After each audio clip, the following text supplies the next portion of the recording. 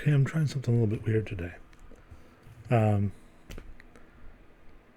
I've seen a lot of people do videos where they show their drawing process, and I've never really done that in person or on video, but I thought I'd try it today. I don't know what I'm going to draw yet, but it's for Inktober, and the theme is sleep.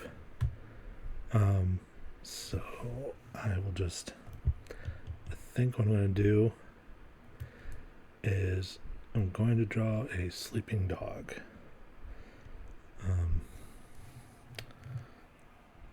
So a lot of people, they start out with pencil, but I can't be bothered. So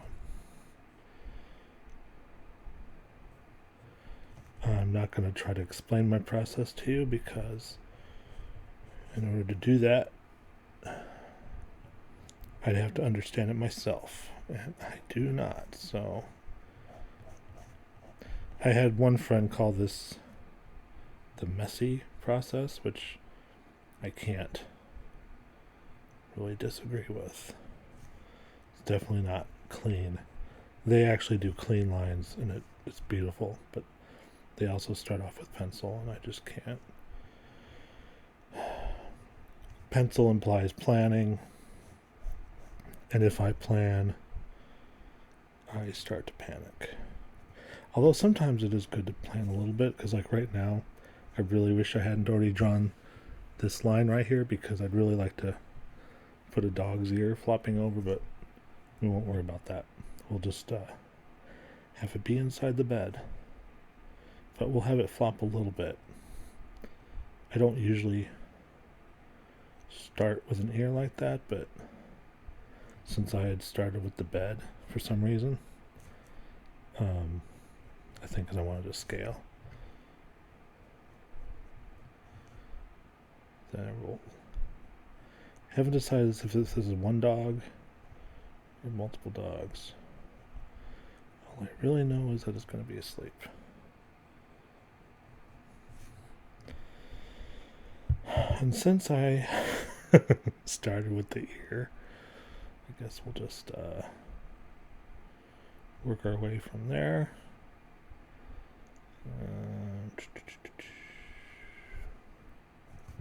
I just realized my hand blocks most of this, so you can't see it.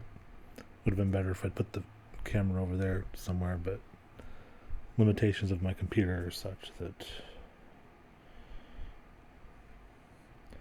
I was going to do like a realistic dog, like sort of how I did, if you saw my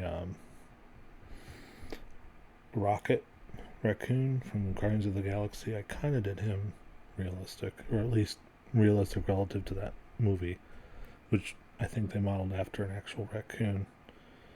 But this is going to be cartoon dog. Partly because it makes it easier to illustrate that he's asleep, and I get more leeway with how I do it. Whereas if I had done a realistic dog, I'd be more inclined to have first looked at reference material, which I did not do since I just launched into this. Actually, we're going to change this ear. This was part of the ear, but now it's a collar. In case you weren't. Okay. And let's put a paw over here. Probably should have put one over there, but oh well. It's kind of a little bit cheating, because I've been drawing cartoon dogs for about 30 years, off and on, since high school. Freshman year, there was a kid in my class named George. He was not the nicest guy. So I took at the time I was drawing a lot of Garfield, because I was really into plagiarism, apparently. But I stopped doing Garfield. Instead, I started doing this dog named George. and just did not nice things to George, the dog. It was sort of a symbolic gesture. Let's make this a pillow.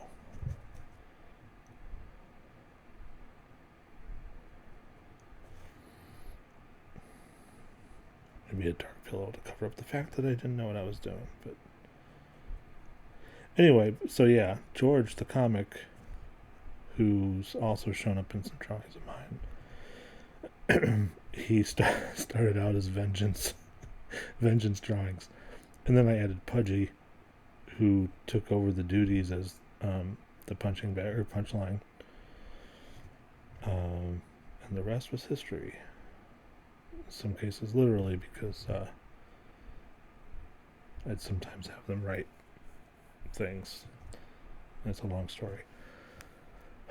Well, this is way too small of a dog for this for it to be by himself. So I'm gonna say that this dog is not alone. There's also a bigger dog in the background. I've just decided. And again, I started with the paw. I don't know why I did that.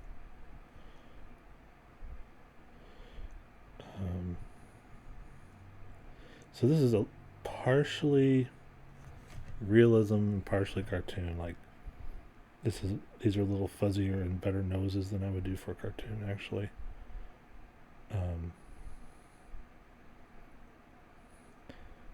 But it's still pretty cartoony.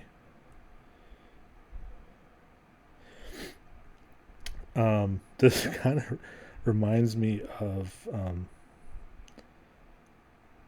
also in high school, we were tasked with coming up with a educational or instructional speech for speech class.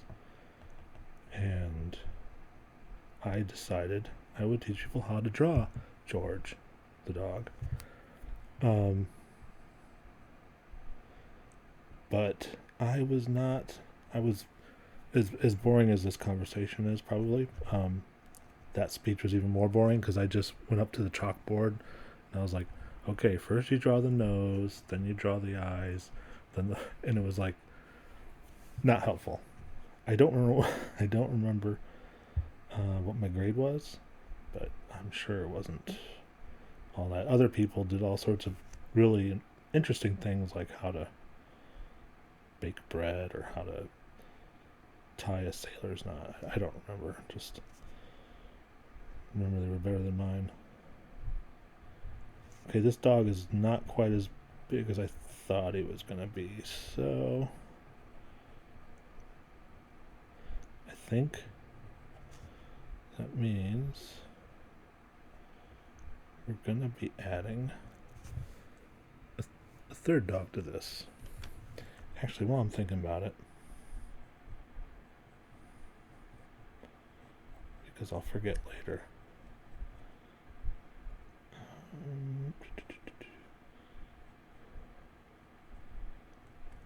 Shoot, I did this wrong. Oh well. Maybe I should have done it later. I was trying to do a wicker basket effect. It's another thing I should have probably planned, but I'll finish that later. Okay. And backdrop. As you can see, I have no rhyme or reason to this. I mean, you probably figured that out when we started, but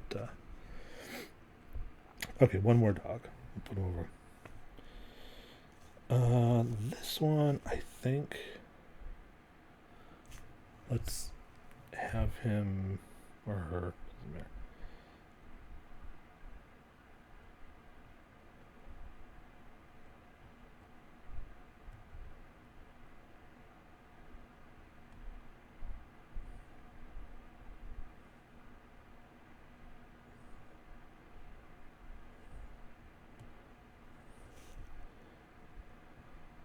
Yeah. This isn't quite. I don't know if you can see that or not, but Yeah, this angle, I just realized this is a horrible angle to be viewing this completely. This dog that I'm drawing now, he kind of looks dead, which was obviously not my intention. Hopefully, in the final version, it'll be obvious that he's just, he's resting. Alright, then if he's resting, I'll wake him up. Shoot. See, this got more ambitious than I was planning. So I got all sorts of weirdness going on with this dog.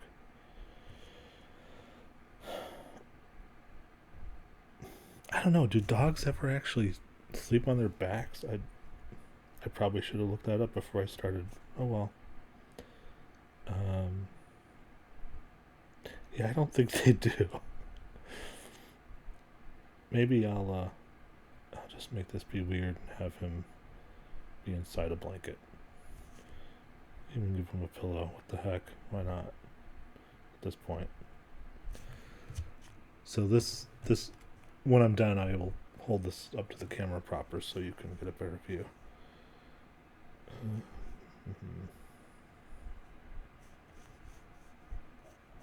Dang, this is actually either these are really tiny dogs, but this is an enormous dog bed. Which actually, I don't know if you've ever played the game The Sims. They have some enormous dog beds in that game. Granted, you can also adopt enormous dogs, so it makes sense. That's if you can't have a dog. The Sims game is almost not quite as good because you can't pet those. So never mind. I take it back. It sucks. But I have the pets expansion for The Sims 4, which has been one of my go-to coping mechanisms during COVID, which, who knows, maybe when you hear this, you'll be like, oh yeah, I remember COVID. That seems like so long ago. Okay, I'm not good at patterns. This does not look right.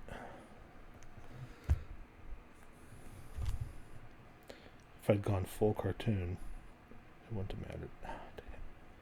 See, the problem here is I'm trying to talk and write at the same, and draw at the same time, which is not something I'm used to doing.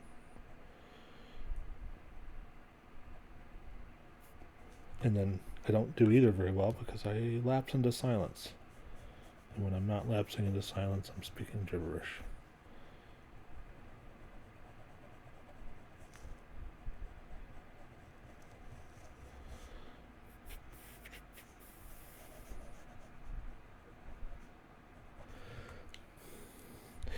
I will confess that one of my reasons for recording this is I thought, it would be funny to make, for the sleep theme, have be one of those like quasi ASMR-ish type things that people try to fall asleep to. I doubt that this has accomplished anything like that, but it wasn't my primary goal, so I'm not too worried about it. It was just a silly thing I decided to do. Even though I had to take the time to set up the camera and everything else, but it wasn't that hard. I already had the camera. I just had to plug it in, and actually this right here is often in my lap. I often draw in my lap. That would have made recording even more difficult. And let's see. We'll put some vague semblance of an underlying cushion.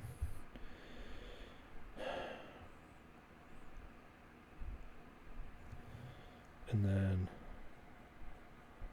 I don't, as much as I want to make the inside the same pattern as the outside, honestly I'm getting impatient, and I've already been doing this for 15 minutes, which actually isn't that long for me for drawing. Some of my drawings, like the coral drawing and the outpost drawing, I spent literally hours on, or at least an hour. I didn't actually time it.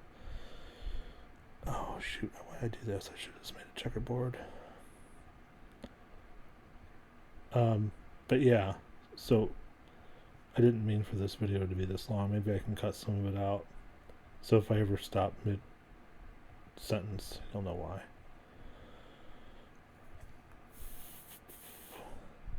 Okay, this is not, these slashes are not working. Yeah, there's definitely something to be said for planning ahead. But I really, part of my enjoyment is seeing how things turn out. Even when writing, I prefer not to plan, because oftentimes when I do plan, once I've planned it and I know how it's going to go, I kind of lose interest in like seeing it to fruition. So it's also nice when a thing I'm writing changes on me, which also happens, especially if there's dialogue and if I let the characters say whatever comes to mind. That sometimes entire plots have changed because of that. Okay. Now, the question is, do I want to do a background or do I want to just leave it like this? I mean, like this, I mean, it's sideways, so I just realized it'd be really hard for you to tell what I'm even talking about.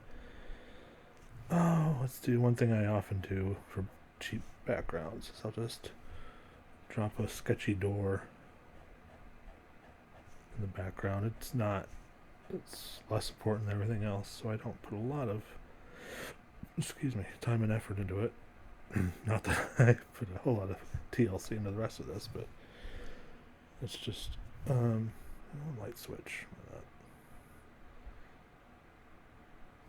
And I'll be honest, I don't know if any of this audio is going to be any good once I play it back.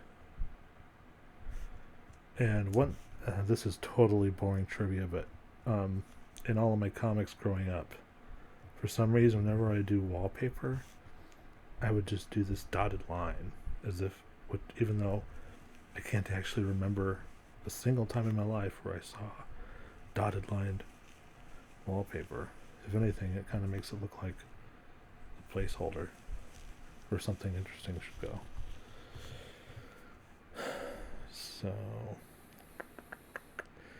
and if I was feeling really ambitious, I would just shade all of this, but that sometimes backfires and obscures what I've done. So I don't know why the dog bed's in front of the door. I didn't think that through.